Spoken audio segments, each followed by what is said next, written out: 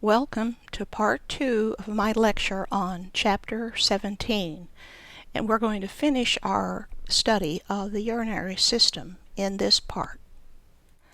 As a reminder, the learning objectives for this unit are found on this slide and the next slide, and in part 2 we're going to finish these objectives.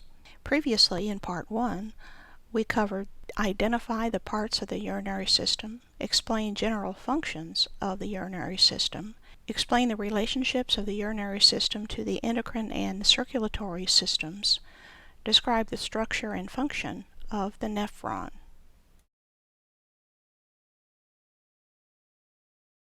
The remaining learning objectives are compare the urinary system of the male with the female urinary system, identify the constituents of urine, differentiate processes of secretion, filtration, and reabsorption, and where they occur in the nephron. If you remember that when we were back in Chapter 14, one of the important functions we learned about the respiratory system was its part in maintaining our acid-base balance. Now we can take a look at the role that the kidneys play in the acid-base balance of our body. The kidneys help to maintain our electrolyte balance by selectively excreting or reabsorbing electrolytes, and this takes place within the tubular system in the kidneys. The relationship between hydrogen ions, or H+, and bicarbonate ions, HCl3, is what determines the pH of our blood, or the level of acidity or alkalinity. We usually refer to this as the acid-base relationship.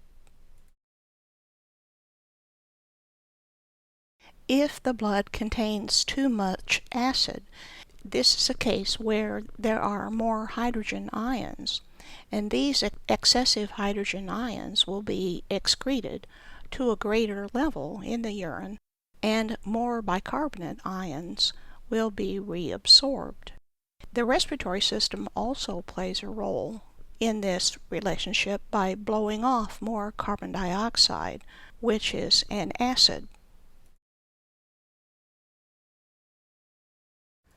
The third factor that influences reabsorption and secretion in the kidneys are several hormones that regulate our blood pressure. These should look familiar to you because we covered most of these in the chapter on the endocrine system. The hormones that regulate blood pressure are antidiuretic hormone, or ADH, aldosterone, atrial natriuretic peptide, and renin-angiotensin aldosterone. As we learned in the chapter on the endocrine system, antidiuretic hormone, or ADH, is made by our hypothalamus, and it gets secreted from the posterior pituitary when our blood pressure decreases or the ionic concentration of our blood increases. Antidiuretic hormone increases the permeability of our distal tubules and the collecting duct. More water is absorbed when under the influence of ADH. This increases the blood volume, thereby resulting in an increase in blood pressure and the dilution of the ionic concentration in our blood. When the antidiuretic hormone is present, less urine is produced. Caffeine and alcohol both inhibit the production of ADH, and so when you drink beverages that have alcohol or caffeine in them, you have increased urine production. The next hormone that influences the tubular reabsorption and secretion is aldosterone. Aldosterone belongs in the family of hormones that are called adrenocorticosteroids. These are secreted by the adrenal cortex, or the outer layer of the adrenal glands. Aldosterone is secreted when our plasma sodium level decreases or the potassium level in our plasma increases. These situations increase the reabsorption of sodium ions and the secretion of the potassium ions. The result of this is you have increasing serum sodium levels and decreasing serum potassium levels. All of this taking place in the distal tubules and the ascending limb of the nephron loop. As sodium is reabsorbed, water is pulled in with it, resulting in water being reabsorbed, decreasing the amount of urine that is manufactured. The next hormone that influences tubular reabsorption and secretion is atrial natriuretic peptide, or ANP. This is secreted by the atria of the heart when our blood volume decreases. ANP works by decreasing the sodium reabsorption in the kidney and thus increases our urination. When you get rid of sodium, the sodium, as it leaves, pulls water with it. And so if you pee off more sodium, more water will follow that electrolyte, and that's the basis for how the ANP hormone works. After the glomerular filtrate passes through all the different parts of the tubules, it reaches the collecting ducts, and the urine that goes into the various portions of the ducts end up arriving at the minor calyces, and then all of the urine in the minor calyces find their way into the major calyces, and then finally into the renal pelvis. Once the glomerular filtrate leaves the collecting ducts, its concentration can't be changed. It is now mature urine. Urine collects in the renal pelvis and then flows on down to the ureters and then finally into the urinary bladder, where it gets stored. Like the stomach, the urinary bladder is a hollow organ, only the bladder is smaller than the stomach. The bladder is found posterior to the pubic symphysis and behind the peritoneum. The bladder is lined with a type of epithelium called transitional epithelium. This is the only epithelium that has the stretchy quality enough to expand as the bladder fills. This ability to stretch is enhanced by a series of pleats that are called rugae. We've encountered these rugae before in the digestive system. The bladder has a muscular wall that's made up of several layers of circular and longitudinal smooth muscle and is covered by connective tissue and a parietal peritoneum.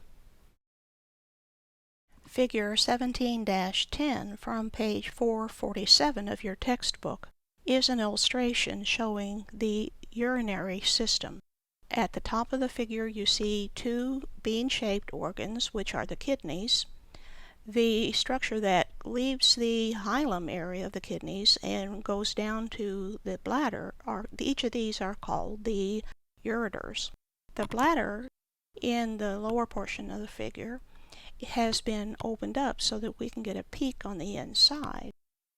This gives us a chance to see those little pleats or rugae that enable the bladder to stretch. At the lower end of the bladder, we see an area that's identified as the trigone. The trigone is an area where you find stretch receptors, and these receptors keep us informed about how full that bladder is. And this is part of the system of helping us to know when we need to go to the bathroom. The upper end of the urethra is found at the lower end of the bladder, and the urethra then is the channel through which urine passes. on its way from the bladder down to the outside of the body. One big difference between men and women in the urinary tract system is that women's urethras are much shorter than the urethra found in men. This can be somewhat of a disadvantage when it comes to protecting from infections.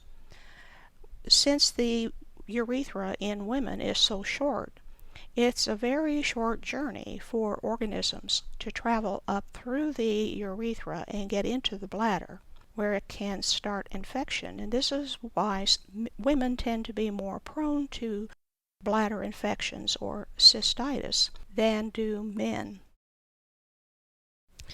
As the bladder fills up with urine, the wall of the bladder stretches. And this stretching triggers what we call the urinary reflex and the need to void to empty the bladder.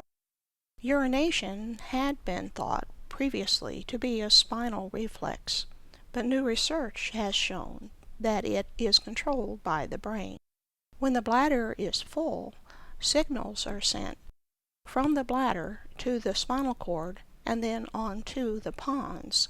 Now remember, the pons is one part of the brain stem that we studied previously. The pons then sends signals that are sent along the parasympathetic system down the spinal cord, causing the muscular walls of the bladder to contract, and then the bladder empties. When voiding does occur, the urine leaves the bladder by way of the urethra, and this is a thin muscular tube that's lined with several different types of epithelial tissue along its length. Part of your brain has the ability to inhibit urination by controlling the internal sphincter. This is a valve at the junction of the bladder and the urethra, and the external urethral sphincter, a valve that's part of the muscles of the pelvic floor. On a previous slide, I showed that the parasympathetic nervous system controls the urinary reflex. The sympathetic part of the autonomic nervous system stimulates the sphincters, preventing urine from leaving the body. And this would be the kind of situation where you're under stress and your sympathetic system is dominant. Although you have little control over the bladder contraction itself, you have good control over the sphincters, starting from about age 2 or slightly later in boys. And of course, we know this event as getting potty trained. Figure 17-11 from page 448 of your textbook shows you an illustration of how our urination is controlled. At the top of this figure, you see a couple of slices from the spinal cord. At the very top, you see the word brain, and there's a down arrow indicating signal from the brain, and specifically the pons of the brain stem, coming down and going through the spinal cord fibers or pathways on down to the sphincters at the lowest end of this figure. Signals also can travel the other direction. They can travel up these nerve fibers and back up to the brain by way of the spinal cord fibers. These particular fibers are the somatic nerves or voluntary nerves, and these are the ones that we have control over. Below that first slice of the spinal cord, you see another slice with different fibers going between the spinal cord and the bladder.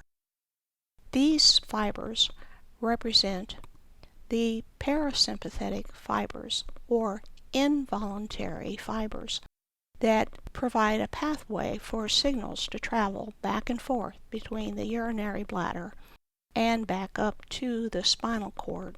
Signals that travel along these fibers are the signals that are involuntary in nature. It's something that we have no control over. And of course, these are the nerve fibers that cause the urinary bladder to contract.